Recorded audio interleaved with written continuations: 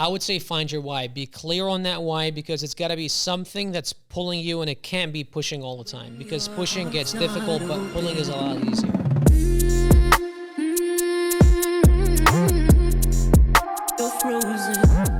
Welcome back to another episode of Entrepreneur Unleashed. Today in the studio, I have Bashar, Katou. He is an amazing, amazing man, and you're going to want to listen to every single word this gentleman says, because he's going to lay some nuggets of wisdom on you that can help get you through your journey. If you've been watching us at all, you know that my personal opinion in getting you a shortcut in your journey of success comes with the ingredient of learning from others. Vicarious learning is definitely the key ingredient that you want to tap into. We're going to jump right into today's episode because I don't want to waste any time. Bashar, thank you so much for being here. Thank you for having me. 100%. When my team started saying, okay, who could we bring in? Who could we bring in that could actually have an impact on people? I was like, definitely reach out to Bashar. I remember the first time we met, this was, I guess it was like last year in October, right? In Boise? Yes. Okay. Yeah. Excellent. Yeah. Well, Bashar, the purpose of this whole podcast environment that we have here is really to give business owners a vicarious opportunity to learn through others. But some of the things I think are most informative and impactful are things that have happened in our past. Right. And I'd like to try and jump into a little bit of your past as well, if you don't mind. Sure. Well, I mean, how far do you want to go? We're going to go all the way back. I want to learn who was young Bashar. Like, tell me a little bit about your growing up experience. Well, first of all, thanks for having me. You guys got an awesome space here. Congrats for everything you guys have done. You know, I admired my father a lot.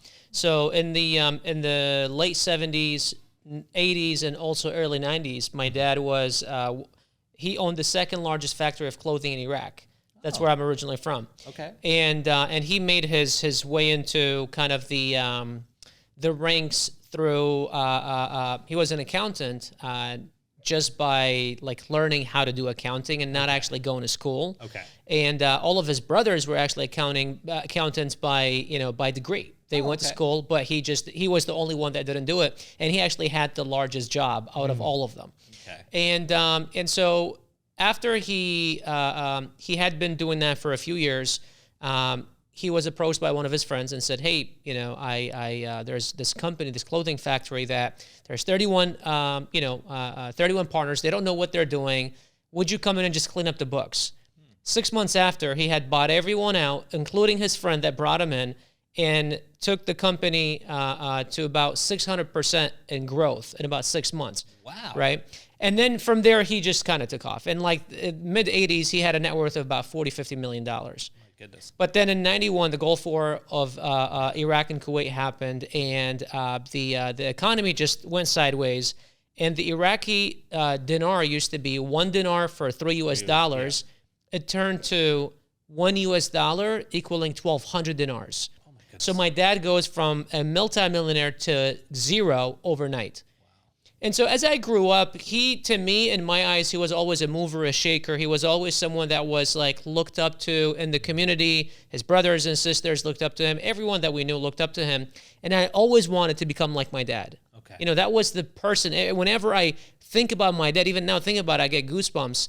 I see this just, you know, perfect haired man, you know, cool mustache, just sitting right there in a fancy chair, full suit, you know. Obviously, I don't dress like him. I didn't take that, you know. I didn't get that. But like when he says something, people do, you know. Okay. Like, I don't want to say it in a bad way, where like he bosses people around, but more of like respect. Right. He had respect, definitely. Okay. And especially in the Middle East, you know, people in power really were in power. Yeah. You know, and so I always had that picture in my mind. I always wanted to become like him. And it was, for me, it was an entrepreneur traveling, because it was always traveling, doing business, you know, and that's what I really wanted to do. Okay. And you know, as I was growing up, I obviously was too young to really do anything. But then in 2003, when the war on Iraq happened, the U.S. Army coming in, that's when everything became very turbulent in my life and my family's life. You know, looking at us from outside, you would see that we were very wealthy, because my dad had all these properties. We had a very nice home, but then we were very cash poor, right? Because he didn't have a cash flowing business, right? And so I grew up pretty much never really having anything. Like, I always looked at my friends and how they always got the nice presents and the toys and all that stuff, and I never had any of this. I would only get new clothes on Christmas.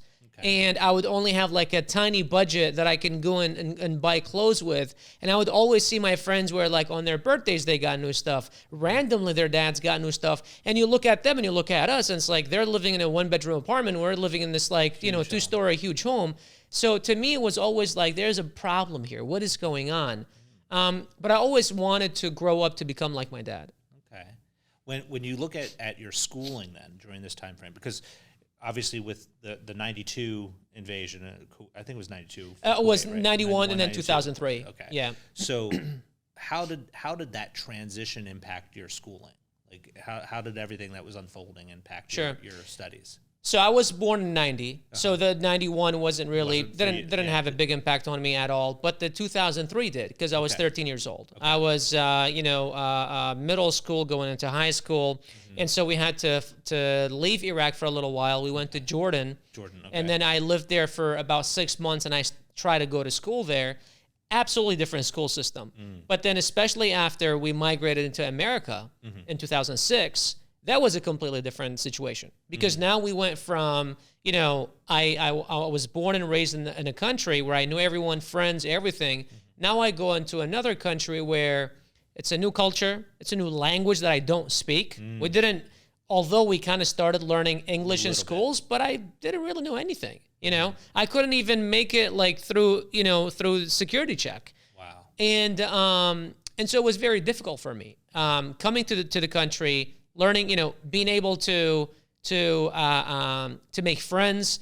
Hairstyle was different. The way I dressed was different. Kids were just making fun of me for whatever reason. And I started, seeing some girls that I was really attracted to, but I couldn't explain myself. I couldn't express my feelings, and it was really frustrating for me.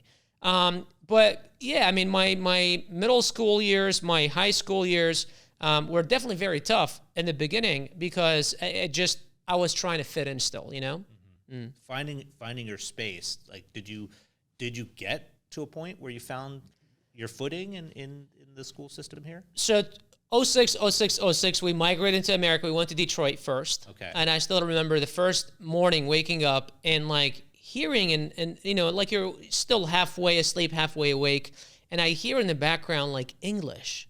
And I was like, am I dreaming? Am I watching a movie? What is going on right now? Because growing up, we always watched American movies and stuff like that. Right. And then so I peek above the bed, and it's the window, and it goes on the street. We were staying at my uncle's house, because my uncle actually had an uncle that lived in Detroit. And I see, it seemed like from this perfect American movie. It's they lived in this subdivision of homes that were the houses were so perfect, the lawn was so perfect, and I see this father pushing his son or daughter on the bike, they were learning how to ride a bike, and it was just this perfect scene, and I'm just looking wait, is this reality right now? Am I really here? Right. And once I realized that I was really here, to me that was kind of not. It was a good moment, but a bad moment at the same time. Okay. And a good moment because I knew that I was safe. Okay. Because 3 years prior, after the invasion, we thought that we were very happy because now Saddam is gone. We're going to be good. My dad owned all these properties that he couldn't sell, and now it's all right. Now we're going to start liquidating, or American companies are going to come in. He had a couple of buildings that were downtown Baghdad, and so we were going to do great. And for the following 3 years, it just went 50,000 times worse. Because instead of having one Saddam, now there's 50,000 Saddams, and there's militias, and there's this, and there's that. And then, and so there was killing on the streets, bombs, car bombings everywhere, and all that stuff. And so it just became very unsafe. There would literally there was a U.S. military base, maybe half a mile away from us. And what they would do, some militias, they would come at the end of our street. They would come in a pickup truck, put rocket launchers in the back of their pickup truck, launch a few rockets and then take off. And sometimes those wouldn't go right, and they would land into people's homes. And so you're sitting down and you hear the sound. It's like, holy shit, is it about to land in my living room? Right. You know? And so it's like, well, what do I do? And that was everyday life. Wow. And so after doing that for 3 years, we realized that, you know, there is no future here. And my dad realized that we need to get the hell out of here. Yeah. So he sent me and my brother. My mom was already in America for a couple of years now. Okay. So he sent us out. And then I started going to school, to high school, Detroit, first year. Started making friends just a little bit, and then this a year. Is 2006, 2007? This is 2006, 2007. 2007 comes around, July. My mom says we're going to move to California. Why? Well, because we have some relatives there. It's also warm because my mom is, you know, a little older. It's Detroit. Joint pain. Yeah, I mean, yeah. And then we went from 120-degree weather to like Detroit. You know what I mean? And so and now I'm like, dude, I finally started learning English. I finally started making friends. Now you got to remove me again from this environment. Like, that sucks. Yeah. And I remember just being very frustrated and getting very angry at my mom. Like, why are you guys doing this to me? You know, I need to kind of find my groove and like fit in already, you know? And so now there was a whole nother cycle of like trying to learn how to fit in. And I go to California. By the time I got adapted to Detroit and East Coast, you know, like how you dress and how you talk and stuff like that. West Coast, absolutely different. Totally different. Completely different. Now people are looking at me like, what is wrong? Why are you dressing like that? You know? So now I have to fit in. And then there's also, now I have cousins that drive BMWs as a 10th grader and 11th grader. And I am coming in like a nobody. And so that was another struggle. Because I wanted to hang out with the cool kids, but then when you hang out with the cool kids, you got to spend out like the cool kids. You got to roll to high school like the cool kids roll, because that's what girls want. And for me, it was like, all right, I can't afford to do this. I started working at McDonald's, and that was like, I was like ashamed of working at McDonald's. Like, I wasn't going around telling people that I work at McDonald's because my cousins, you know, worked at Daddy's liquor store or whatever. You know what I mean? And they're getting paid a couple $1,000s a month as a 16, 17-year-old. Yeah. When you look at getting towards the end of your high school years, when you went off to university? Right away? Yes and no. Okay, no, I tell went. Me about that. Yeah, so my mom wanted me to become a doctor because my sister was a lawyer. She wanted to have a doctor and a lawyer, you know, so she can show off to her sisters and her friends, you know. And then she also knew that my dad was going to save the day because he was, at the time, he was 70-something, you know, she was 60-something. And so she knows that, like, even if he sells his properties and brings some money here, it's like, what is he going to start another business? He doesn't speak the language. He doesn't know the culture. He doesn't know anything. And so she realized that, you know, for her, the only tool that you've got is a degree. It's the children. Right. Yeah. And it's the degree, you know. And so how do you do it? Become a doctor. And so she sold me on the idea that I need to become a doctor. And I, for the longest time, I thought I was becoming a doctor. I even bought a coat with my, you know, Dr. Katou on it. Okay. You know, and I went all out, you know. And I started, I went to community, I finished high school a semester early so I can start college. Okay. And I went to college and I started taking prerequisites to go get my bachelor's degree and then pre-med and then go to medical school. Okay. But then I realized after about 6 to 8 months that I wasn't interested in it. And so I switched my major. And I probably over the following, like here, I switched my major at least half a dozen times. Wow. Because I just couldn't find something that I'd be curious in. Okay. I'd go to the library, I would sit down, look at the books, and try to read, and a fly would pass like a mile away, and I would just like turn around. And for me, I thought I was unfocused. And this is another thing we can get into if you want. It's the whole labels that we put on ourselves. You know, procrastinator, unfocused, lazy. It's not that. You're just uninspired. Yes. That's all I was. I was uninspired. I just could not find inspiration in books and in college. And so I finally decided, around that time we had bought our first business in America, I decided that I was going to drop out. Okay. Yeah. And how did that conversation go with your family? So especially my mom found out about 6-7 months after. Oh, after you had already After I dropped out. Okay. Because in 2011 we bought our first business in America. So my dad had now liquidated some properties, brought some money here, and we bought our first business. Local pizzeria was my mom, my 60-some-year-old mom, 76-year-old dad, my brother and I working, 7 days a week, open close, and it was doing very well. We were probably making like $7,000, $8,000, $9,000 a month in profits. It was great, Yeah. having been in America for 5 years, your own business, like you're living pretty good. Absolutely. And I was leaving every day for 3-4 hours to go to school. Okay. And then that became, well, I'm going to now go and hang out with girls or whatever, because now I've dropped out of school, until I just decided to come to mom and say, hey, look, By the way, I've dropped out of school. And I mean, I could just see the disappointment in her. And it wasn't the disappointment, it was the fear. She almost saw me like 20 years from now, probably in a trailer park, absolutely just got nothing in my name. And that like, this business isn't going to do it for you. Your dad probably won't be able to do it for you. And that was your only ticket out. And you've just wasted it, so you're pretty screwed. How did that conversation make you feel, though? Like, because you obviously made the decision that you were going to do it. Yeah. Because you didn't have the inspiration in the books. Yeah.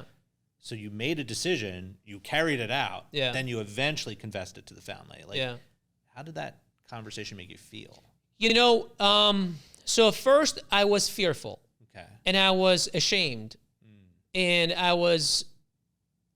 I saw the disappointment in my mom's eyes, and for a little while, I did feel disappointed in me that I had actually gotten there. But after I went away, I actually felt relief. Okay. Because I knew that I was cheating myself, and I knew that I wasn't being fair to myself, and I knew that I wasn't being fair to my mom, because I knew that if I kept on going, I'm not going to become a doctor, because I'm convinced in my mind that I'm not going to become a doctor.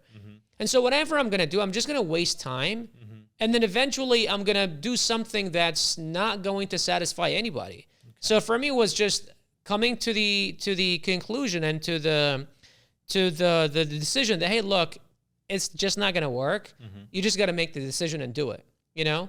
And so that's what it came down to. So you're in your early 20s at this point. Yeah, I was about 21. That's a very mature decision to be able to make. Like to say, okay, I have an understanding that the outcome on this path is not the outcome I want. I'm going to abandon that path. I'm going to go down a different path. So one, that's a maturity level that a lot of early 20-year-olds don't have. Yeah. What do you think instilled that maturity in you to be able to make that decision? A few things. I think my background. Okay. So a couple of things. First, to help me make that decision, it wasn't like I had a bunch of friends that were going to school. All of my cousins who were my friends were all dropouts. Okay, they're all. So for me, it was a very easy decision. Like, okay, and then their dads were very rich, and they were going to go the same path and stuff like that. And I'm like, all right, you know, this is easy. Okay. But then the maturity one is growing up in a country where there is no true school system that gives two shits about you. Right. There is no opportunity. There is no like, yeah, I can plan for the next 20 years. And there are people that have gone this path, and I can follow that path and then become someone. Seeing my dad going from this to this overnight was a very scary thing. Oh, goodness, because it's like, you know, I could be working, busting my ass for the next 20, 30 years, and the same thing can happen to me. And so this is where it became, you know, very evident to me that I need to start making my own decisions. And then also, you know, I love my dad, but he wasn't the dad that's going to show up to your soccer practice. Right. Not that there was soccer in Iraq and that we went to that anyways, but he just wasn't that kind of dad. You know, he was busy with work, and he was very like business oriented. And my mom was a stay-at-home mom. And so she worried about the kids and stuff like that, you know? And so almost every single, like we're four siblings, almost every single one of us have kind of like gone a completely different route. And like we have nothing similar in like career paths or futures or any of that. We're very different. Okay. And I feel like a lot of it has to do with a kind of a missing father figure in those early on years, and that he wasn't involved in the raising the kids and like, no, you're supposed to do this, don't do this, don't talk bad or back to your mom. Like if your mom says this, do that. You know, it was more like dad came home, you know, he's like the guy that's going to spoil everybody, and there is no discipline, there is none of that, you know, whenever he was available. Okay. Yeah. So now you're in a situation where you've made a decision. Yeah. You're working in the family pizzeria at this point. Right. What was the next step? How long did you stay in the pizzeria role? Yeah, so that's where the next chapter of my life comes, Okay. and that's the most impactful chapter of my life, Okay. 23 to 25. Okay. So my brother and I he's my older brother. So there are gaps. My oldest brother is 54 and I'm 32. Okay. You know, so my older brother is 9 years older than me, and we were the ones that were running the business. And so we had the idea of like, look, let's buy a bunch of pizzerias, similar business model, Okay. and then let's learn different systems and then franchise and then like create one unique look and then franchise it and blow it up. Okay. And I wanted to go 175 miles an hour. He wanted to go 2.5 miles per hour. Oh. And so we kept on butting heads. And because he was the older, the business was under his name. The money was like he was the business owner. Right. And I kept on getting treated like an employee. And I'm like, dude, that doesn't work. We need to be partners. No, we are partners, but well, you don't listen to me, And so it got to the point where I was like, I just don't see us, like, I don't see us building this. We don't see eye to eye. And so I told my dad, I'm like, look, I want out, It's like, all right. Around the time, again, my dad had liquidated some properties. And he said, here is $200K transferred into my account, $255,000 to be exact. Okay. And he said, this is your college fund because your mom wants you to become a doctor. You can either take that money and go invest it in becoming a doctor or do whatever else with it, which would be opening your own business. And one of the reasons why sometimes I think about why my dad was so willing to do that with me, it's because all of my other siblings, when they grew up, dad was very rich. And dad gave them everything they wanted. Brand new cars. When no one drove in Iraq, his kids had cars at like 18, 19. In the 80s in Iraq, that does not exist, right? But when I was born, when I was raised, dad was nobody. Right. And so I feel like deep down, he almost kind of felt bad and he wanted to like make up for that, So that was pretty much his last like 200K or something. And he sent it to me and he said, look, I trust you. This is you. And I said, Dad, I got you. I'm going to be the guy that's going to take care of the family. I'm going to retire you and mom. I'm going to just take us to a whole nother level. And so I decided to start my own business. And because I had only worked in restaurants, I had worked at 2 different McDonald's. I had worked at a Greek restaurant for 3 years. And then our pizzeria. That was I was there for about 1.5 years, 2 years. And so it just made sense for me to go in that. And then from 20 to 23, I was partying 7 days a week. Okay. And I was like, if I can find a place where I can party and like run and make money, it's like perfect. I can have my friends and I can, our girlfriends and all that, like perfect. Yeah, the classic downfall of don't all do that. food service Don't do businesses. that. So I found this rundown restaurant in Lakeside, California. And the vision in my mind until today, I think was incredible. Okay. The execution, not so much. Not so much. I had been following John Taffer from Bar Rescue. Bar Rescue. I remember for that. 6 months. I think that's still on, isn't it? I don't know. I stopped watching it. I remember the guy. Yeah. And I thought I was an expert. I would literally watch TV show, a reality TV show, and take notes on how to run a successful restaurant. Oh. And I did that for 6 months, and I said, I got this. Okay. Right? And this is kind of the downfall that I see a lot of people now with YouTube. They'll watch a bunch of YouTubers. Oh, I know how to do this. 100%. And then they go launch a business, and it tanks. Oh, he's a scammer. No, buddy, he's not. You just didn't do it right. Exactly. And so with me, it was John Taffer. Okay. So I can say, well, John Taffer is a scammer. No, he's running a freaking reality TV show. You know what I'm saying? He's very good at what he does. Yeah, he's very good. He's like, I don't know, he's like rescued like 500 bars or something like that. But at least on air. Right. We have no idea what happened afterwards. Absolutely. Yeah. And so I go and buy this place, and I'm this 23-year-old kid driving at the time. I still love that car, a CTS Cadillac Coupe. It had just come out a couple years, and I was just this hot shot, going to this place, and it was a rundown dive bikers bar, talking about big dudes that did not like people that looked like me. Okay. And I was just in the wrong town, in the wrong, everything was about me was wrong, Okay. And so I go there for 3 years, actually went by Sean because they couldn't pronounce my name. Really? Yeah. So my name was Sean, and actually, when the very first video I ever made on YouTube in 2018 or 19 was, "Hey, this is Sean Katou," and then I deleted it like 30 minutes later. I'm like, no. I'm Bashar Katou. Exactly. You know. And so, anyways, going back to that, I started the business, and it didn't take about 6 months into the business. What year was it that it was started? 2013. 13. So Yeah. 2013, you basically bought this Yes. biker bar Yes. type of location. And then you started to try to put into practice what John Taffer taught you on TV. That's right. Okay. So I bring a bar consultant, I bring this, and I'm just like, okay, this is what he does, this is what I'm going to do. Okay. Right? So trying to do it right, you know? And it only takes about 6 months that I realized that I don't know shit. Because I was driving to the restaurant in the morning, and Trish, her name was, she was our bar manager, get a call, "Hey, Bashar, the bank just called and said that my check bounced." I'm like, "Check bounced? The hell are you talking about? I've got like tens of thousands of dollars in the bank." I log in, and sure, I don't have tens of thousands. I'm like negative a couple $1,000s. And I'm like, wow, where the hell did all the money go? You know? And then the next blow was about a few nights after. I was meeting with my contractor to design the place.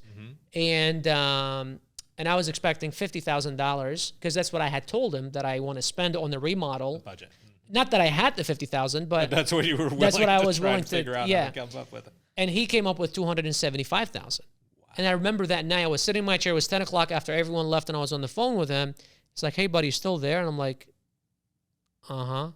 You know, I couldn't even talk. Right. And I can't even swallow. I'm like, you know, you feel like the whole world is just falling, you know? Yes. And I'm just sitting there, and it's dark at night. There's no one in the restaurant. You can hear crickets outside, and I'm just like, holy shit.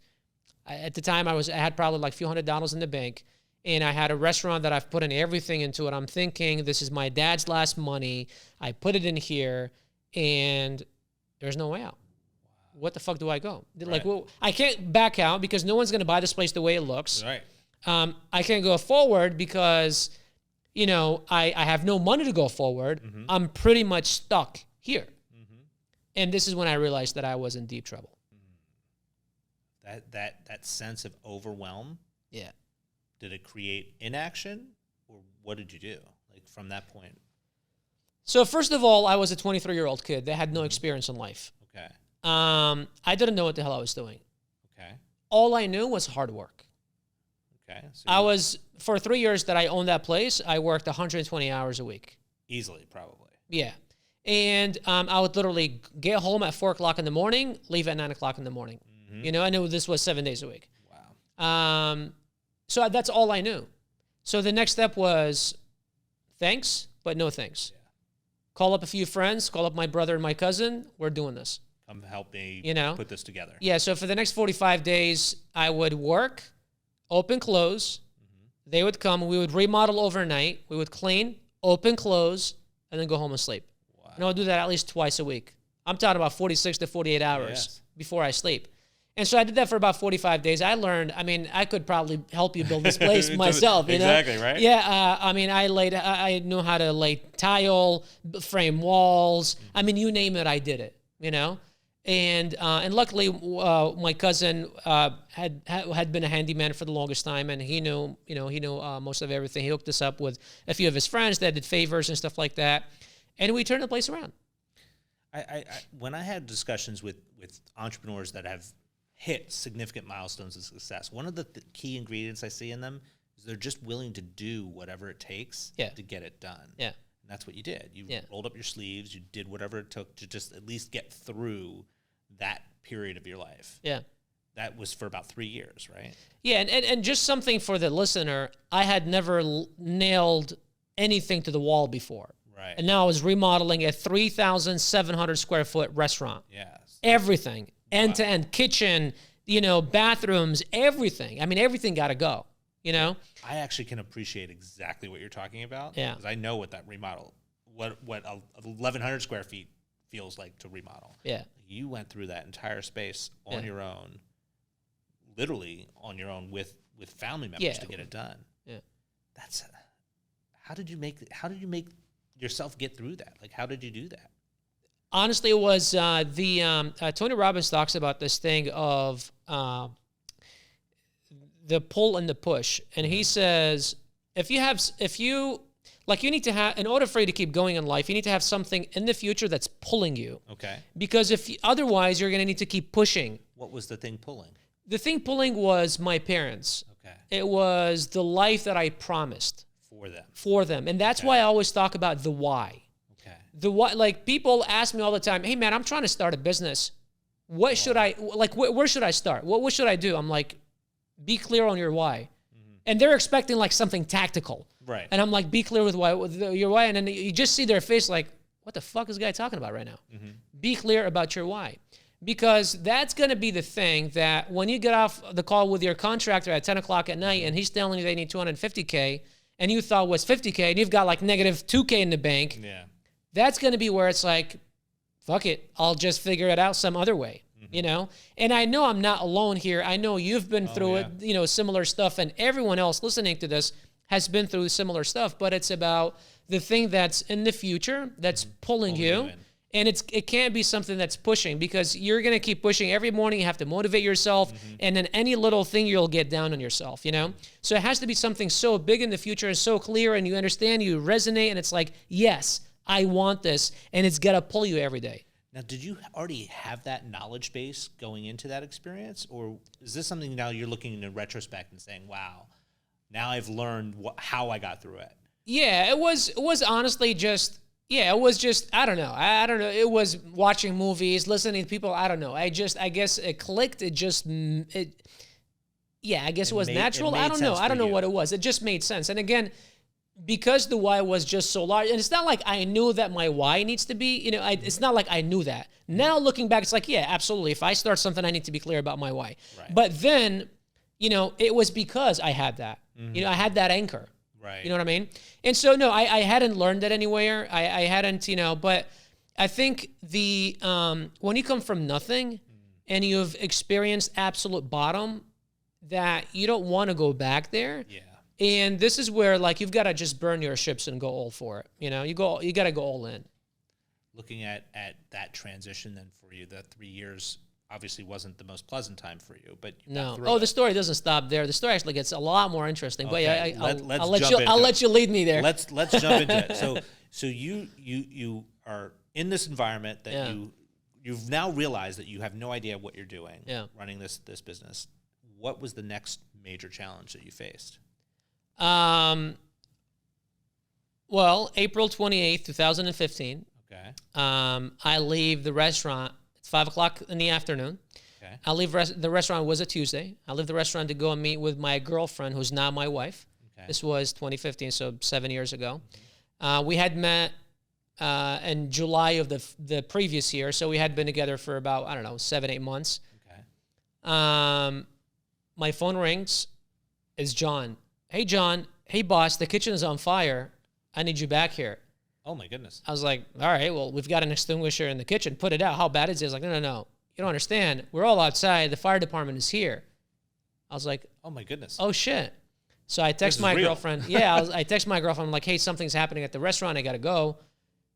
I go back. As I'm coming down the freeway, you could see the restaurant from the freeway. Okay. And all I see is smoke.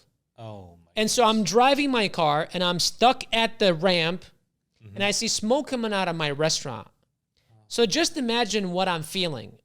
I'm sitting there like, I'm like honking, I'm going crazy, I'm like, move out of my way, and it just feels like the life is coming out of me. I feel like my soul is coming out, and it just wants to go there and find out what's going on. Right. And I knew it was bad. It just looked bad, it sounded bad, it was bad. And I knew it was bad, but I'll tell you why. To me, it was a lot worse than what the picture looks. Okay. So I get there, about 7 or 8 fire engines outside, and I'm trying to run inside, and then the fire marshal's like, whoa, where are you trying to go? Who the hell are you? I'm like, I'm the owner. He's like, well, you got to stay out here, buddy. We're still not done. And then I just see all these firefighters coming out filled with smoke, with like, drywall in their hand. This guy's throwing this thing out there. I'm like, what are they doing right now? And the building was built in like 1800s or something, so it was a historical building. Because of the fire went up in the ceiling, they had to tear up the ceiling to make sure that like it's not spreading to neighbors and all that, And so they just tore up the place. Although the fire didn't really make that much damage, but they just tore up the place, you know? And so I'm just sitting there, and all these thoughts are coming to my mind, and Steve walks in. Steve is my landlord, who I haven't paid in about 3 months. Okay. And he's like, well, I mean, hey, man, you wanted a fresh start. You know, it hasn't been going that well. Trust me, insurance is really good at this stuff. I'm like, Steve, like what? I'm like, I haven't paid insurance in 3 months. Oh, no. And he's like to me, what? I'm like, I'm totally fucked, Steve. And he looks at me and he goes, oh, you're fucked. And Steve walks away. Yeah. And Steve is just like, you know, all these people that he knows, you know, because he owns properties in the community and all that. And Steve is like cussing me out and like, you know, going crazy because now he's responsible for the shit. And as that's happening, my dad is walking in, and my dad overhears Steve. My dad is like, what's wrong with your landlord? Why is he doesn't speak very well English, but so he didn't understand what they were talking about. It's like, why is your landlord going crazy? I mean, whatever happened, unfortunately. And I don't know if it was my brother or someone else said something about no insurance. And then you just look at my dad. My dad looks at me, and he caught the picture. Understood then. And he looked at me, and then his eyes just opened up, and you can feel like he's about to like come out and like strangle me. Uh-huh. He's like, you don't have insurance? In Chaldean, in our language. I'm like, no. And that moment, like I just playing it, I always get emotional and just thinking about it. That was probably the worst moment of my life ever. Yeah. You know, because it wasn't just about the fire. See, this was 2 months after we had, for the second time, remodeled the place. So the first time that I told you about, we had remodeled it. Place blew up, and then it crashed because I was all about making things look pretty, and I had no systems. And so our customers would come in. They would wait 50 minutes for a burger during their 1 hour lunch. They would come once and never come again. Right. And because it was a tight-knit community, one person told the other. Yeah. Literally on our grand opening, we had 1,500 people walk through the door, walk out, and never come back in. Right? And so I had brought in this guy that was Steve's friend, Keith Carnavale. And he was the first time I had heard the concept KISS, keep it simple, stupid. And this is actually our second core value in our company now. Okay. This is why I wear all black. I literally have 3 jeans that are exactly the same. This is the same shirt that I wear almost every day. I've got 4 of them. I've got 3 shoes that are always black. And this got, you know, it's the concept of KISS. But he had actually came in and said, hey, bro, you're a dumb kid that don't know what you're doing. I can give you 2 options. Here's $200,000. Take them and run. Or I can help you turn this place around. And I said, I don't want your money. Help me turn this place around. And my brother had now decided to shut down the pizzeria, the family pizzeria. Okay. So what we did is we moved all of his equipment into our place because our restaurant was everything. It was Mediterranean, barbecue. I mean, we sold it all. It was everything. Okay. It was everything. And this is where the whole KISS came around. But I knew that the pizzeria thing worked, and there wasn't a local pizzeria. So I'm like, all right, local pizzeria, country bar, you know, family-oriented. Let's make it happen. We had, for 2 years, we had been doing about $25,000 a month. 2 months prior, literally the first 30 days after we switched the concept, we did $47,000, and we were projecting to do $65,000 the following month. Okay. And then before the fire. That was before the fire. So it wasn't just that the fire happened and I had no insurance. It also happened and derailed you. It was also happened literally 2 months after I had turned the business around, and finally for 2 years after the grind, I actually had figured it out. Right. And I had a solid team. And we actually had started building culture. And I actually started liking what I'm doing. And I actually had things going for me, you know? And it was around the same time that I also stopped paying insurance because, like, well, it's been 2 months. Right. What's the worst can happen? I can take this money and invest here and here and here. Because, you know, restaurants, you got to have $10 million policy and all this stuff. I was paying like almost $2,000 a month. And I had met someone. Now I had nothing. You know, my dad, this is literally the last money he has because my brother decided to shut down the pizzeria, not sell it, shut it down. Right. So that cash flow was done. So now my family had literally zero coming in, and I needed to now support them with a business that's losing $4,000 or $5,000 a month, you know? And so I remember sitting in the office, and we had a pretty long office, couches, desk, and I'm sitting, my dad is there like pissed off. My girlfriend is here, and then my now father-in-law walks in. This is the first time I'm meeting him. And my dad is sitting down. Wow. And so they meet, they speak the same language, same culture. And my girlfriend introduced, because my girlfriend and my dad, they knew each other. She introduces him, and then I get introduced to my father-in-law. The worst first impression. You do not want to meet your father-in-law 2 seconds after your restaurant burned down. Don't do that. And he's looking at me like, okay, first you're dating my daughter, and now your restaurant burned down. You're a total fucking loser. Yeah. I don't know why I'm here. Exactly. But he was a handyman. Okay. And I told my girlfriend, hey, can your dad come? Because we need to clean this shit up. Yeah. So this was 4 days before the Pacquiao and Mayweather fight. And so I had spent like $7,000 that I didn't have to view, like for the pay-per-view. And I'm like, all right, guys, we got to make it happen because we got to open up. I've got 4 days. And the fire marshal's like, I don't know about you, but this place is going to be here like this for at least 6 months while we do what we do.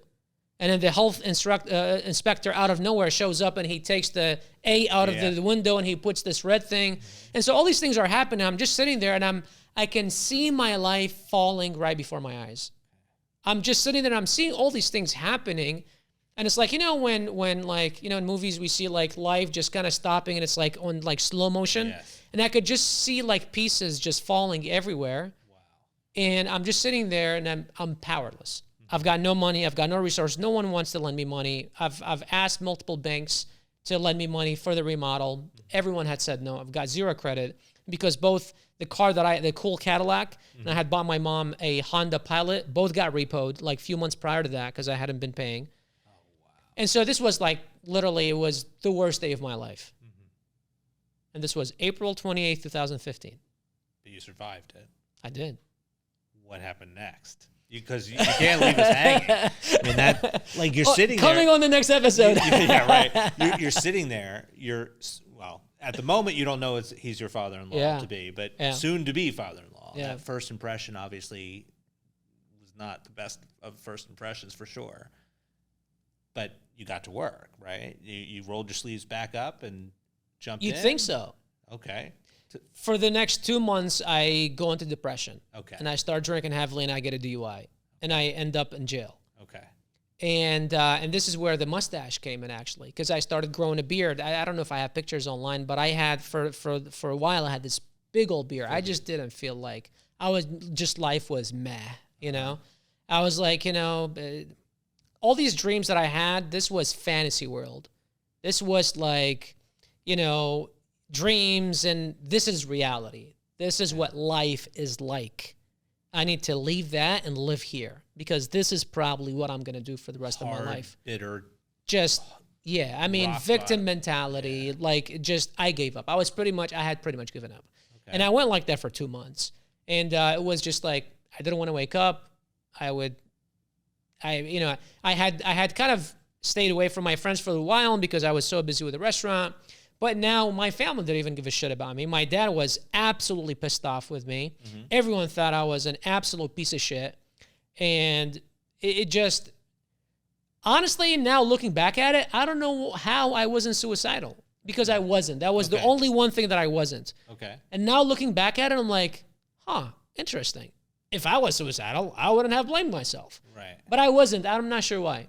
Okay. Yeah, I don't know. It just never crossed my mind. But you got to a point where you decided to shave the beard. Yeah. Yeah, I did. But I think it was a day where every time we hung out with my girlfriend and I had a pint of Hennessy. Okay. And I just picked up a cup from 7-Eleven and I filled it up with ice, and I would because now I couldn't drive anymore and my license was suspended, so she would pick me up. And luckily, man, she never gave me shit about it. God bless her for sticking with you, man. I know, right? It's funny because sometimes I see posts like, us going out and stuff like that, and people, comment, bitch, gold digger. And I'm like, if you only knew. If you only knew. Yeah. I remember, going out to making up stories. There's the USS Midway thing. It's this big plane carrier in San Diego. Now it's a museum. I remember taking her to this place that was next to it, and I walked in. Tickets were like $150 a person, and I had like $45. And then I look around and I see the USS Midway. I'm like, all of my life, I've been wanting to become a pilot. I need to go. I need to take you there because I knew tickets were like $10 or something like that, And so I've got so many stories like that. But yeah, she stuck around, man. Wow. And I remember one day she was like, she loved you. She did. She definitely loved you. Because love is the only thing that gets you through what you were going through and sticking with you. She definitely did, yeah. She's made so many sacrifices, I mean, even in later years. And I remember one day she was like, I understand, you've almost given up. Now I was, so I had to pay my employees. Right. That was the only thing that I cared about. Okay. My landlord sued me. I owed the IRS like $47K. I was about $150,000 in debt after all that. Mm-hmm. And so, but one thing is I needed to pay my employees. Mm-hmm. They hadn't been paid. First, I needed to pay them for two reasons. Number one, because they hadn't been paid and they were working, hand to mouth. Right. Second, they all lived in my town and they all threatened to kick my ass next time they saw me. Right. And so I didn't want to walk, I didn't want to get stabbed or something. And I'm like, I need to pay these people. So what I did is I picked up two jobs. I started driving for Uber. Okay. While my license was suspended, and I can tell you how I made that work. Yeah. And I started, dishwashing at Hilton hotels. Okay. So she told me, and this for a while it was like, this is my life. I'm just gonna go to work, pay these people, and then I just didn't have any plans anymore. Mm-hmm. And so I realized that this is probably all I'm gonna do. And I remember her just saying, hey, you've always dreamed big. And just because this thing didn't work doesn't mean you are a failure. Mm-hmm. Like the restaurant doesn't define you. Mm-hmm. That failed, but that doesn't define you. Right. And I think that's what happens with a lot of people is that they are so attached to their relationships. They are so attached to their businesses. They're so attached to things around them that when they go sour, they think that they are bad and they are sour and they are thing. Look, man, Donald Trump claimed bankruptcy 3 times. Mm-hmm. He's worth $7 billion and became the U.S. president. Mm-hmm. So it's like there is never shame in resetting. Absolutely. We've all hit rock bottom.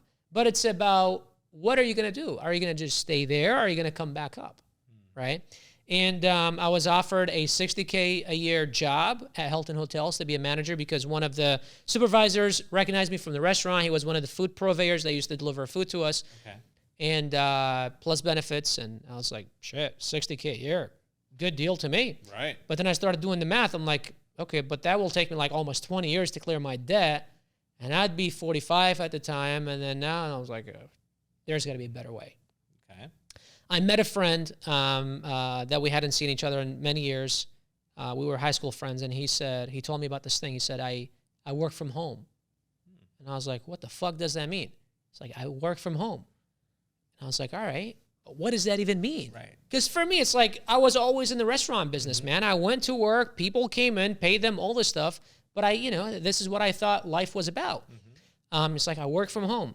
So I remember one day taking my 3-inch, 20-pound Toshiba laptop to Starbucks. Yeah. And I'm like, I opened it. He said, there's this thing called YouTube. I had literally never done anything online. Okay. The only time I used nothing. Okay. I had a Facebook page that I posted like once every 6 months. Okay. And I had I would use Google Maps. Okay. But that's it. Uh-huh. I went on YouTube, I think probably for the first time in my life. Mm-hmm. And I literally opened YouTube and I was like, I'm talking to my laptop and I'm like, you're supposed to make me money, show me how. Mm-hmm. And I just opened YouTube and I'm like, how to make money online. And it was like this world, this flood, gates of flooding just opened and all this stuff coming to me. And I'm seeing all these like 15, 16, 17-year-olds driving around in Lamborghinis. And I'm like, and that honestly for a second made me feel even worse about myself. Right. Because I'm like, I'm a 25-year-old kid that's been running a multi-$100,000 company, 30 employees under my command. And I look where I am, yet these kids, like, what? Exactly. There's got to, this is not right, and this is when I became even more bitter and more sour because I was like, there's something wrong here. Mm-hmm. And I see that happening today all the time because, you'll have someone that's older, maybe gone to college, has all these careers and everything in their lives, and then they think they're accomplished. And then now with today's era, they'll look around and be like, how is this 19-year-old making $5 million a year right now? Yep. And I can't even make $100,000. Like, what's going on? There's something absolutely wrong about this picture. Yeah. But it's not you, man. It's the society that you came up in. It's what's been planted in your mind. And this is why... It's the programming. Absolutely. And this is why right now at BJK University, I'm not sure if you're a college graduate or not, but we always say fuck college. Because I didn't do it through school, and I think that school is meant to create a whole bunch of employees. And, our mission is to impact 1 million lives by helping them accelerate the learning curve and not needing to waste tens of thousands and years of their lives learning literally shit they'll never use, I think that as a society, our whole education platform is completely broken. Yeah. I mean, I am a university grad, double major, history and psychology, minor in political science, and a certificate in government service administration. Then I went on to law school. Like I definitely drank the Kool-Aid. Yeah. But I sit on the board of trustees for a university right now, and I'm constantly in there saying, hey, listen, you guys need to fix it, because what's going on in society today, what has been taught for the past 5 to 8 decades is not what is needed today. Yep. And I've given presentations, and I use the phrase, don't waste your time going to university. And what I mean by that, it's a multifaceted discussion. It's like wasting time is the issue. Yeah. Like if you're going to go to university, don't waste that time. Right. Use it productively, because university can be a great place to network. It can be a great place to just learn social skills. It's an expensive way to learn them. Yeah, I know, right? But it could be. Yeah. So you have to be financially literate before you make the decision to go to university. You don't select a degree that has no possibility of you being able to earn enough to pay back any debt that you may accumulate getting that degree. Yeah. So I 100,000% agree with what you're saying. Yeah. When you look at your experience then, your girlfriend at the time is still with you. She's putting up with everything that's happening, and she's saying, okay, you used to dream big. You found out about YouTube. You opened up your laptop. Yeah. You're seeing all this stuff, but you're now getting a little bit bitter, but something changed. Something transitioned. Yeah. What was the transition? Yeah, so I just went at it, and I was like, I'm going to figure something out, because I saw what this could do. And I saw, I almost also became bitter towards retail. Okay. And I was like, I want nothing to do with people anymore. Okay. I just want to sit in my house, open my computer and do something. And it seems like I could do that. Okay. I'm fine with that. Because the other thing is the environment that my restaurant created was just not very good. I hated working there. My employees hated working there. My customers hated coming there. It was a very toxic environment because the business wasn't making money, the bartenders weren't making money, and I was always pissed off. And also, I love my dad, but what I got from him was a big ego, like 10 times bigger than this room. And also this mentality of you and your employees there's a fine line between you and your employees. The minute they cross over, you can never tell them what to do. So you can't have beers with your employees. You can't go out and call them buddies. And he would literally sit and watch. And if I have a conversation for too long with someone, he'll tell me to stop talking and let him go back to work. And what that did is, deep down, I had a battle always. Yeah. I'm like, dude, I'm a 23-year-old kid, and a lot of these guys are my age. It's like, I want to buddy up with them. They're cool. I know they're cool people. I want to hang out with them. But then it was my dad in the background. And because I was that way, it wasn't coming natural to them. And they resented me. The day my restaurant burnt down, I got a text message from Corey. I had just fired him about 2 months prior because he had a big ego. I had a big ego, and we had a tiny kitchen. And it just couldn't fit both of our egos, And great guy. He's like, I bet that pizza is pretty well done now. Ha, ha, ha, asshole.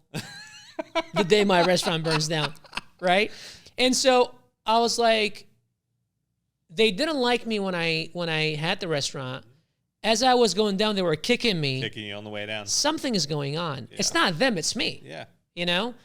And so this is where that shifted for me. Okay. So I realized that, okay, it's not that the world is fucked up. I'm fucked up. I need to change something, And that's when I realized, all right, I need to do something about this. So I was like, all right, let me open my mind a little bit. Let me stay open-minded and kind of allow this thing to actually happen, Okay. And so I started trying. And so I got into, anything and everything, crypto, affiliate marketing. Anything you see online today, right? Penny stock trading, this thing, that thing. Amazon just stuck to me, man. Okay. Something about it, I like the concept. So I started with this thing called arbitrage, Okay. where you go to stores, you buy a product, and then you resell it on Amazon. And so it was, I think it was December, around Christmas of 2015. Okay. My girlfriend would take her mom's SUV and would drive around to Home Goods all around San Diego. And I would, there was this toy. It came in 2 colors. It came in pink and purple. And the pink one sold like 3 times more than the purple. And I was making like $15, $16 profit a unit. Wow. I remember the first day I woke up and I opened my Amazon app and it literally says I had made 1 sale overnight.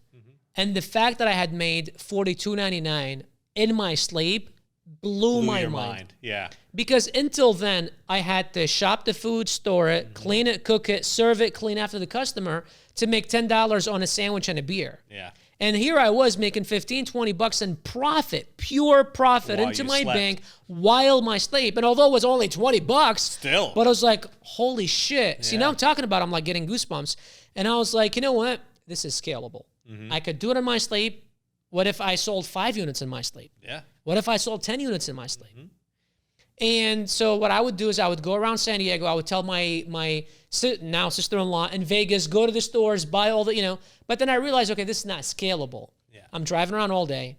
There's only a limited amount of units. I try to go to Alibaba and like manufacture the product, but they're like, dude, you can't. This is a trademark product. You can't go against it. Like you'll get sued. And this is when I discovered the other concept, which is what we do and teach now, which is called private label. Okay. And that's pretty much, I go to the manufacturer that produces this water bottle. I tell them that I need 1,000 of them or 500 or whatever. I slap my own logo. I create some type of a differentiation and I sell it on Amazon under my own personal listing, right? And you work on growing that. Okay. And that's when I saw, okay, this is scalable. And I was like, all right, let me try that. But that needs a little investment. Yeah. The arbitrage doesn't, this does. Well, arbitrage needs the investment of time. So you're Yes. investing your time, Right, and, and I had that all your day. Sweat equity. Yeah, You had plenty of that. definitely. But on this side, private labeling, you need have money. to come up with cash. You need to come up with cash. And so I realized that, okay, I need money. I've got nothing. Okay. So I was able to convince a couple of friends to lend me money. And the first $5,000 I borrowed from my now mother-in-law. Okay. So I had been dating her daughter about 8 months. Middle Eastern, you don't just date my daughter. Yeah. I didn't just date her daughter, but I borrowed $5,000 from her. Exactly. Right? So, again, pulling. Yes. Because it was so massive in the future, I was willing to do anything. Anything it took. I didn't, like, I see a lot of people say, I'm broke, I'm going to school, I've got $2,000, I've got $500. Like, Broke is a mindset. dude, figure out your why first. Exactly. Because if you had a strong why, we wouldn't be having this conversation. And like, if I was able to do it with $150K in debt, you could do it with $2,000 in your bank. Oh, yeah. You're $152,000 better than me. You know what I mean? Exactly. So, bought it, launched my first 3 products. I had about $7,000 now borrowed. I launched 3 products and all of them flopped. Okay. And so I was like, all right, something is wrong here. I see it working. Why did it not work for me? And that's when I realized that I need to really put because I saw this similarity. Okay. I saw that YouTube is John Taffer. And I was watching YouTube videos and I failed just like I was watching John Taffer and I failed. Right. And I was like, maybe I need to go for the paid stuff. Okay. And I found a kid, 18-year-old kid in a tank top, driving a Lamborghini. And I was like, fuck, I got to do this, man. So I put my ego aside for the first time in my life. And I called my girlfriend, her again. And I said, what's your card number? She said, why? I was like, do you trust me? She said, yes, but why? I was like, just give me your card number. I'm sitting at Starbucks, Lakeside, California, same town where my restaurant was. And swiped the card, $4.97. The shittiest course I've bought in my life. But it taught me 3 things that my 4th product succeeded. Okay. And I watched the entire course while I was sitting at Starbucks. It was like 7 hours, course. 8 hours.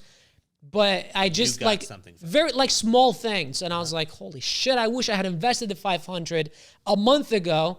Those products would have succeeded. Wow. And this is where I see a lot of people do the same thing over and over.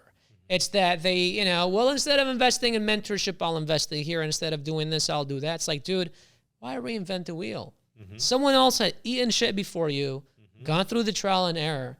Just tap into like people ask all the time, shortcut to success. What's the shortcut to success? I'm like, number 1, doesn't exist. But if it ever existed, is tapping into someone else's success. Exactly. That's literally the only shortcut that I know of. There might be one, I just don't know about it yet. Now, modeling behavior is definitely the best way to go. Yeah. There's so much similarity between your transition period and my transition period, because I was in a similar, I didn't have a restaurant burned down around me, but my very first practice was a complete mess. Yeah. Like, I didn't have resources. I had to learn by trial and error, and it was pretty much all error. Everything I was doing was wrong. I got to a point where I had hit rock bottom. I was a few $100,000 in debt at the time, and I somehow mustered up the courage to leave my ego at the door and reached out to mentors and got the knowledge I needed to put my life on track. So you did the same thing. You got the knowledge you needed to start putting your life on track. How quickly did you get traction? Immediately. Okay. Because I had done a lot of research prior. Okay. And I literally only needed 2-3 things, like simplest thing. First product I launched, it flopped because it was seasonal. When I looked at the numbers were good, but by the time I hit Amazon, numbers were bad and I made no money. So I literally saw this, one of the videos said seasonality. I'm like, what is that? Don't launch a seasonal product. Oh, shit. Okay, well, that fixes that product. You know what I mean? So it was just simple little things that I just got, and I'm talking about in an afternoon. I'm not talking about I studied up, for 5 years. Yeah. Afternoon, spent a few $100s, borrowed, so now I'm like 100 and almost 60K in debt, and, second product after that, successful, third product after that, successful, and it just started hitting. Snowballing. Yeah. Yeah, Tony Robbins says distilling decades into days. Yeah. That's the nature of mentorship. Yep. You could tap into a program and learn something in an afternoon that'll change your life. That's right. And that's exactly what did. That's what pretty happened. much what. And since then, I've just been obsessed. This year so far, we've invested over $570,000 in consulting, coaches, masterminds for me, the team, and everyone else. And I've just been obsessed. I'm like obsessed in self-development now. I just started learning speed reading. Oh, okay. And I was always a slow speed reader, slow reader. I used to listen because I'm like, I can't. Like, it'll take me forever to read a book. And then I started reading, and it'd take me like 6 weeks to finish a book. And I'm like, there's got to be, talking about the average CEO reads 60 books a year. And I'm like, how? I could barely read, 8, And so I heard, I was in one of Tony's events, and he said that he had read 700 books in 7 years. And my jaw dropped. I was like, holy shit, I need to do that. Yeah. And my life has never been the same, man. Okay. I just picked it up 2 months, month and a half ago. First month, I read 5 books. Wow. Retaining almost everything. Okay. And I was like, holy shit, this is cool. Teach me more. Yeah. Yeah. Well, you're definitely going to have to give us the information on how you learn the speed reading thing. We'll drop it in the show notes. Yeah, absolutely. When you look at the path, so I'm going to fast forward us a little bit. Yeah. We're now into the pandemic. Sure. Okay. How did that impact your business? So it impacted my business positively, my mindset negatively. Okay. And I've got a friend, a sweetheart of a person. He's got a coaching business. He does very well. But every time I talk to him about scaling, he sells to the Turkish market. Okay. And he's always telling me how the US dollar is so much more there, how the economy there is this, how they don't have money, how this and how that. And I'm like, dude, do you realize it's all here? It's got nothing to do with your market. Correct. It's absolutely all here. And so just right before I get into the pandemic, I just want to give kind of a bit of a transition from where I was to where I got in the pandemic. It was late 2018, and I was hanging out with my now wife's cousin. Okay. And this is a question that he asked me once, and now almost every conversation that I start or that I have, I ask that question to the other person. Okay. He said, where do you see yourself in the next 3 to 5 years? Okay. And at the time, now I've been an Amazon seller for about 2.5 years. Okay. Yeah. And I was approaching 7 figures a year. Okay. I had a business making $10,000, $15,000 a month in profits. I'm working probably 30 minutes a day. I've got 2 VAs that are taking care of everything. Business is scaling. Perfect. Debt is cleared. On my way to retire my parents.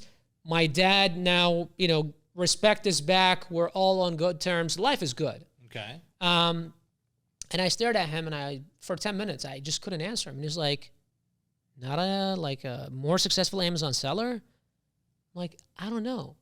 It's like, well, that's odd, because if I had asked you that 2 years ago, that's probably what you would have said. I'm like, yeah, that's true, but I don't know, man. You don't know. And I went home and I started thinking about it. And what happened was, for about 4 or 5 months, waking up at 8 became 9, 9 became 10, 10 became 11. The thing that was in the future that was pulling me, I had arrived. Was present.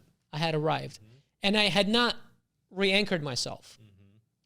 And so that's when I started resting on my laurels. And when I looked back, I had done that again in the past, and I had blew through the business. And so I realized that I needed something that's going to be pulling me again.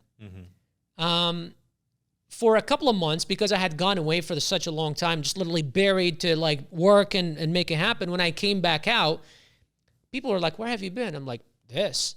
Like, ooh, what's that? We've been hearing about this around. Like, teach me. So I had been teaching a couple of people. Okay. And I remember Zach Brown sent me a text message saying, it was just a random day, Bashar, you're the fucking man. Over the last 6 months, I've made $36,000 in profits. The profits are cool. It's a cool part. But what's more cool about it is that Zach Brown was a 23-year-old kid from North Carolina who all he wanted to do is just take his dirt bike around America and join tournaments and just do that. That was his passion. Okay. And Zach Brown couldn't do that because Zach Brown had his job. He was broke. He pretty much, he would borrow money to join tournaments or do odd jobs to join tournaments and stuff like that. But now Zach had a business that was being operated from anywhere in the world, and he could enjoy his passion. And when I heard that, I was like, I've got something that, yes, over the last couple of years has impacted my life, but I could actually do that for other people. Right. And that's awesome. That is awesome. 100% agree. That's awesome. And 2019, BJK University was born. So 2020, fast forward, I was one-man show running BJK University, trying to scale it. I'm looking around, everyone is running around, launching courses and stuff like that. I'm taking some courses to learn more, just to see what they're doing, because I was selling my course for $3.99 and no one was buying. And I'm like, dude, I'm watching these courses and it's like, dude, this guy doesn't know what he's talking about. Right. I'm here a multi-7-figure seller. It's like, what's happening right now? Like, something is wrong.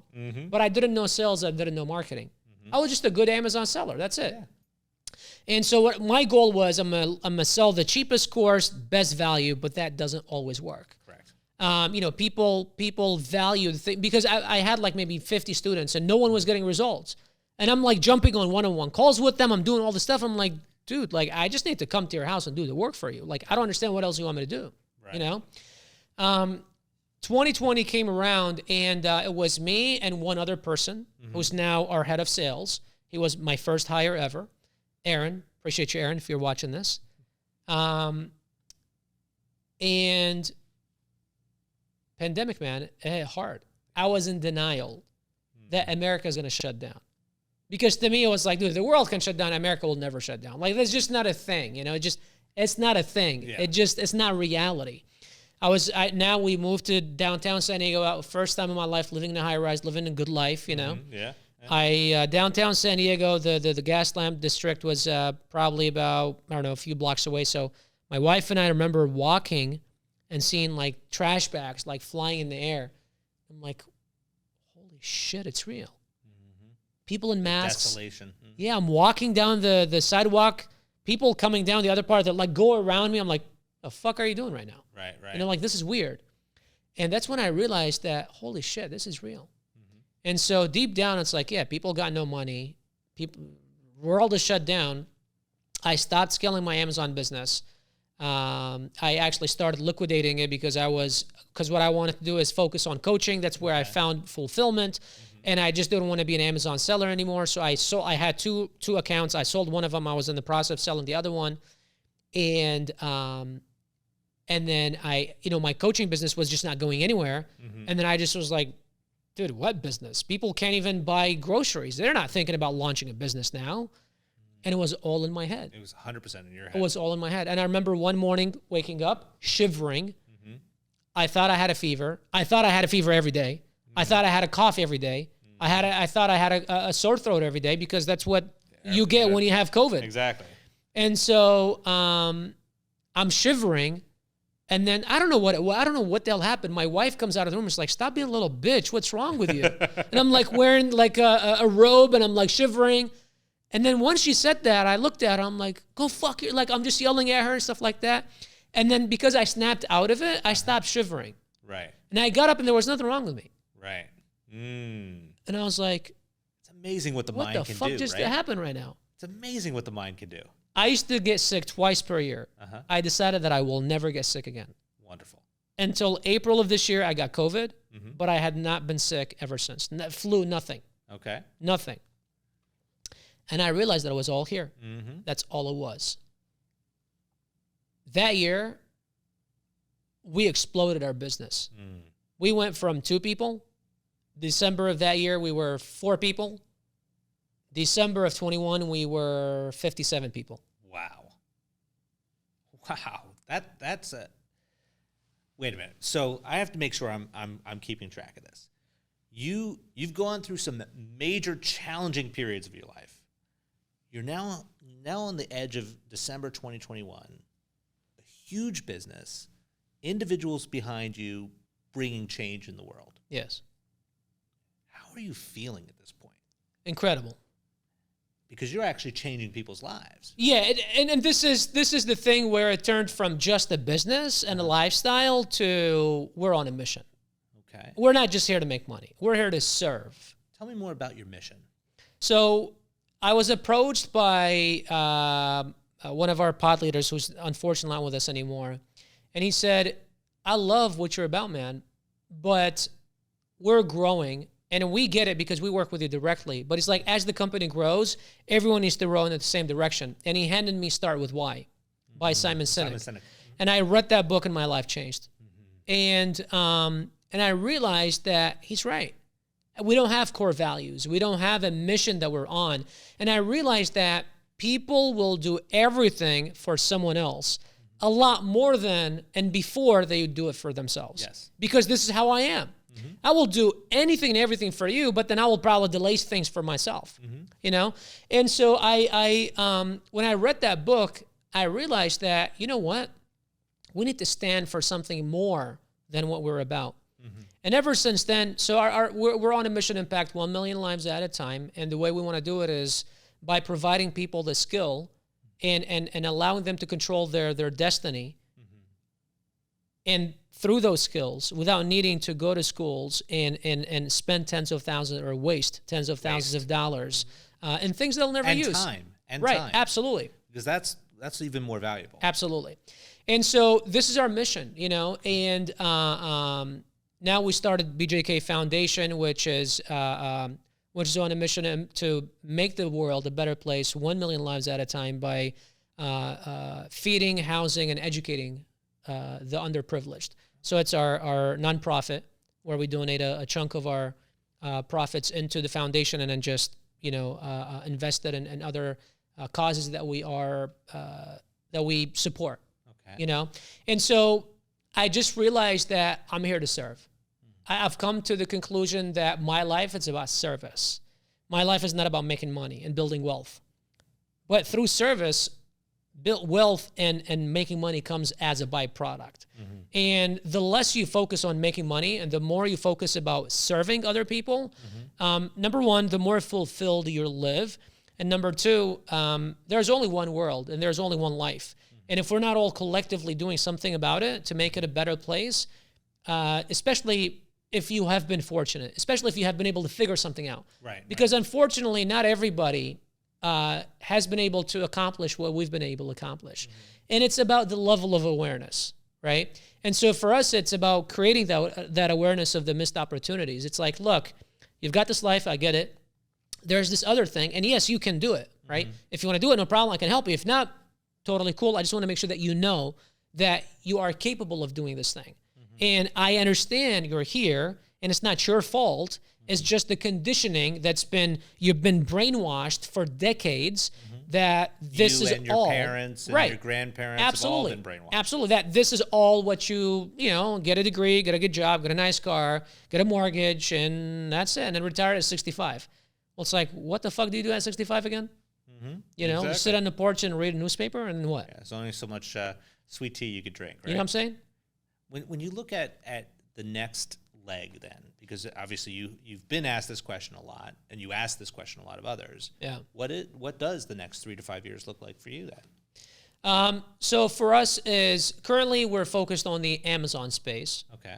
Because I was a professional Amazon seller and I still am. I realized that I can't coach people if I'm not doing the thing. So I got back into selling, but now I'm more of an investor into other businesses rather than being in the trenches. And so business-wise is scaling into other horizontals. Okay. First, we want to scale vertically within Amazon. So it's, because right now we only have one core offer. We want to do a mastermind. We want to launch software and stuff like that. But then it's really going horizontally into other parts of providing people other skills. Just like a university. And that's why we called it a university. Okay. You don't just go to learn one thing. There are different things. Some people might not want to do e-commerce. Some people might not want to do this. So we've got plans to get into sales. We've got a 43-person sales team. So getting into sales, getting into investing, real estate investing, things like that. And the way we would do it is, obviously sales and marketing, we have that skill so we can teach it. But other skills like real estate investing or stock trading or crypto or whatever, we would find a micro-influencer, someone in the space. We would bring them under the umbrella of BJK University and then pretty much allow them to provide the transformation, But all under the one mission of impacting people's lives and tailoring to the consumer, not the business. Right. This is our avatar, and that's the person that I most connect with. I know that they're the hardest to work with. Yes. And my students, I love you all, but you're the hardest to work with. In fact, a year and a half ago, we were looking at what can we do to get our students better results, faster results. And it was improving this, improving that. But then I realized, hang on a second, we're only focusing on skill. Like Tony Robbins talks about, he's like, the only thing holding you from your potential is your own self. And your own self depends on two things. Number one, your skill level. Number two, your mindset. And it's 80% mindset, 20% skill level. And we were just focused on the 20%. So we brought on a mindset trainer that 3 times a year does an 8-week class. She's actually about to come back and do another 8-week class for the rest of the year that works with our students on their mindset. Their mindset with money, their mindset, their relationships, all that. So what we want to do is kind of the front end of BJK University will be focused on money. Because I feel like people talk about passion all the time, but I feel like unless you're an artist, you picked up a soccer ball at 2 years old and you're just good at it. Right. For me, at least this is what it was for me. I found my passion after I had figured out my finances. And if you're broke, like when I was 150K in debt, I wasn't thinking about my passion. I was thinking about, I need to pay off my debt. I need to get married. I need to gain my dad's respect back. I need to do all these things. And to do all these things, I need money in the bank. So I want to solve people's money problem first. Yeah, the most important freedom to fight for is financial freedom. Absolutely. It leads to all of the freedoms. Absolutely. But I think what happens is it's easy. Once we get that figured out, it's easier to keep going in that than looking at other parts of your life. And for me, success is you need to be a fully grounded person. And for me today, my 5 pillars of success are spirituality. I believe in God. It could be whatever for anyone else, a higher power, whatever it is, doesn't matter. But spirituality, relationships, gratitude and contribution, health, and then wealth. Wealth always seems to have last seat. I don't know why every time I say this. I change the first 4, but the wealth always comes last. I don't know why. But once you have those, you are a well-rounded human. Because you don't want to have $1 million in the bank and a terrible relationship with your wife or with your kids. Or $10 million in the bank and literally no friends. Because actually, this happened to me 3 months ago. I was walking down Publix. I felt dizzy. I fell and had a seizure for the first time in my life. Oh, my goodness. And I woke up in the hospital. An MRI a week and a half later, they said that they found a scratch in my brain. Okay. And to me, I was like, yep, I always knew that I was going to die young. This is it. I'm 6 months. And I felt this loneliness that I didn't have friends that I can just text and be like, hey, bro, this is what happened. Holy shit, I'll be right there. Right. I didn't have that. Oh, wow. And that's when I realized that the last 12 years of my life, I've just been focused on my financial success, and I've ignored everything else. Yeah, I mean, money, it definitely is not the most important thing in the world, but it truly does impact everything that is. Yes. So it gives you the ability to have the freedom to enjoy building friendships and and having good health care and being able to do all those other things. But you found that you're going to transition your life over the course of the next 3 to 5 to incorporate more for you and building relationships for you. Oh, absolutely. The first thing I did is I integrated because everyone that I had in my life as friends I used to call them entrepreneurial friends. I'm like, fuck that. We're going to start having a monthly thing at my house. You're going to come to my house. I need to dig into you, who you are, bring your wife. Let's get to know each other. I love that. And our relationships have just gone to a completely different level. Different level Yeah. when you do that. I've been scheduling fun activities with my wife. Literally, I block, Thursdays, I take that and I call it a health and wellness day. And I do acupuncture, oxygen therapy. I go see, like when people say, well, we need doctors. I'm like, I don't know. The traditional, medical system has failed me. Now I see holistic doctors. So I see 2 doctors. One is, She's graduated. She has a degree in Oriental medicine, like Chinese medicine. She does acupuncture, does all this energy stuff that 3 months ago I looked at her and said, lady, you look crazy. Right. But I do that one day, and this is what I want to do. That's why I want to first fix people's finances. So that they have the freedom to fix they do other things. Because if this happened to me 5 years ago, you would I don't know what I would have done, But because I have the financial resources, now I could do that. So once I fix people's financial resources, I want to do, other programs, whether if they're, 2-day workshops or seminars or whatever, where we're going deep dive into relationships, into things that fulfill you in life, into your health, into building your wealth, passing it on, But again, I'm on a mission to impact 1 million lives at a time. That doesn't stop at 1 million. I always say to my team, there's 7.5 billion people on planet Earth. I will try everything I can until I draw my last breath to touch every single one of them in a way or another. I don't know what that looks like. And I'm not even worried about my bank account because I know as I deliver to them, my bank account is going to grow. So I'm not even looking at it. Absolutely. Yeah. It's such an inspiring mission. When I bring guests on this podcast, I like to entertain a thought exercise. So if you wouldn't mind indulging me for a moment. Let's do it.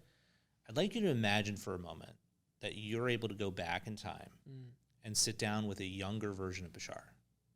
You get to pick what age that is, what's going on in your life in the moment, and you get to share one thing with that younger version of yourself. Who do you go back to meet with, and what do you share? Probably leaving Iraq at 13. Okay. And I would say, hang tight. It's going to be fun. You're going to have an incredible life, and just do you. I would not change one little thing. I would almost be afraid to give advice because if I would be almost afraid to live my life differently. 4 or 5 years ago, I would say, man, why did the restaurant burn down? Today, I'm like, fuck yeah. Thank gosh it did. 2 months ago, after my seizure, for about 2 months, I went into anxiety, panic attacks, almost borderline depression, because the only thoughts that were happening in my head was like, I'm 150, pounds. I thought we have a chef that comes home and cooks for us. I work out 5 days a week. I thought I was living a healthy lifestyle, and this happens. This can happen at any time. What kind of a life, am I going to have? I'm not going to be able to run my company. I'm not going to be able to raise my kids. All this stuff. So all these things were happening. Yep. I was literally paralyzed. The second I would leave our door, I would start shivering. I couldn't even go to restaurants. I couldn't do anything.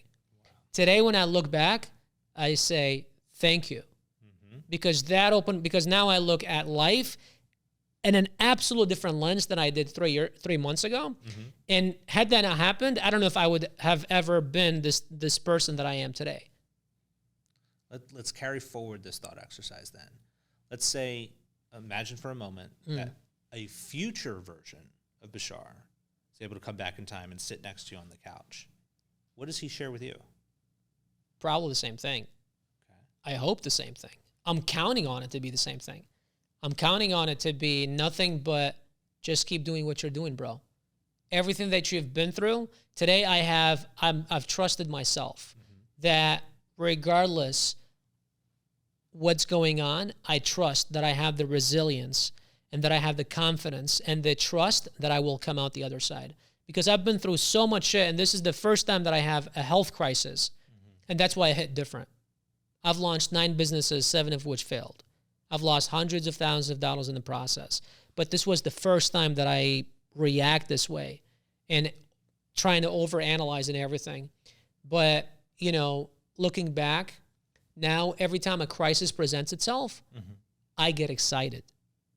Because I know that when I'm off of it on the other side, that life is going to be a lot better than what it is today. I have on my whiteboard, I have a quote that I live by every month.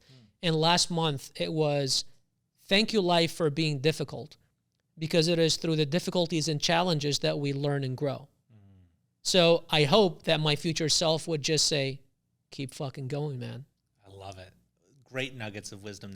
So you now, Bashar, have shared 2 nuggets of wisdom with yourself. Yeah.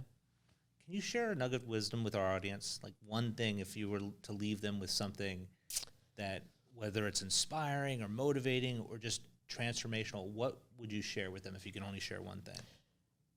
I would say find your why. Be clear on that why, because it's got to be something that's pulling you, and it can't be pushing all the time, because pushing gets difficult, but pulling is a lot easier. If you become very clear on that why, we all go through troubles. You've gone through troubles. I've gone through troubles. Everyone's gone through troubles. Absolutely. But it's like, how do you come out the other side better than where you started, right? It's the thing in the future that's pulling you towards it. Have an anchor in the future and have it bigger than yourself. Like if I don't want to change anything, but if I were to change one thing, my why would have been way bigger than clearing the debt, because at the time it seemed like the 150K was going to be impossible. It's going to take me like 20 years.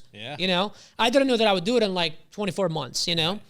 And so I would make it something about so big, bigger than life, bigger than you, bigger than your company, bigger than your team, bigger than your spouse, bigger than your children, bigger than anything and everything.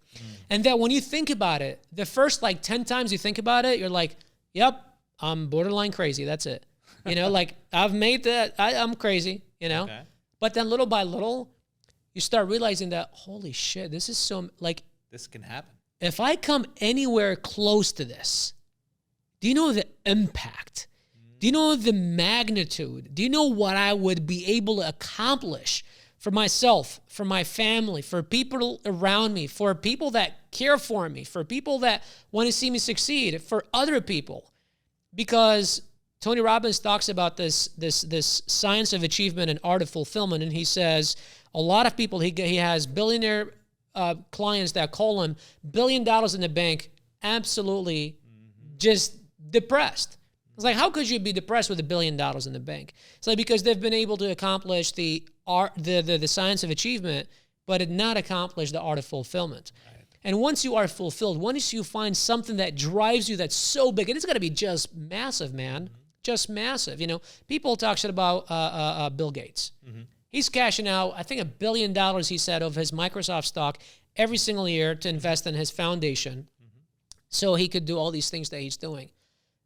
Elon Musk, he knows that he's probably not going to accomplish his goals in his lifetime, but he's still going at it every day like he's going to get there tomorrow. Why? Because it's so massive. It's so huge. It's bigger than life. If he can accomplish it, he will change civilizations for thousands of years. And that's why it's like, yep, we're going to do that. That's what we're going to do. I don't care if I work 23 and a half hours and only sleep 30 minutes a day. I'll still do it because it's so future, oriented, and this anchor in the future that's pulling him every single day. I think for entrepreneurs too, the larger that mission is, that drive, that pull, it inspires your entire team to get behind it as well. Absolutely, 100%. Bashar, I'm so grateful that we've had this conversation. Thank you. I know that the audience would love to be able to reach out to you. What's the best way that they can get in touch with you after this episode? So our main channel of communication is Instagram. That's where we're most active. Just go to Instagram, type Bashar Katou. Just make sure it's the one that's got 2.6, probably by the time you watch it, 2.7 million followers. Yes. Because there's like 15 different people trying to be me and scam people, unfortunately. So it's the one that's got millions of followers. Follow that. We post 4 or 5 times a day there. You can learn more about what we do, what BJK University is about, but Instagram is the place. Instagram's the place. Yes. Bashar, thank you so much man. for being here and sharing so genuinely. I'm I'm definitely transformed just for having this conversation. So, Well, I appreciate it. Thank you for the invite. and guys, you, I know, got a significant amount of value out of it. So go ahead and hit that subscribe button because you're not going to want to miss what comes next. Can't wait to see you on the next episode. Bye for now. Bashar, this is amazing. Cool, man. Thank Appreciate you so it. much. Yeah, absolutely. Goodness. All right. Get up and shake up a little bit. I appreciate you. Yeah, thanks for having me, man. This was incredible. This was a lot of fun, man. Absolutely. It's not open.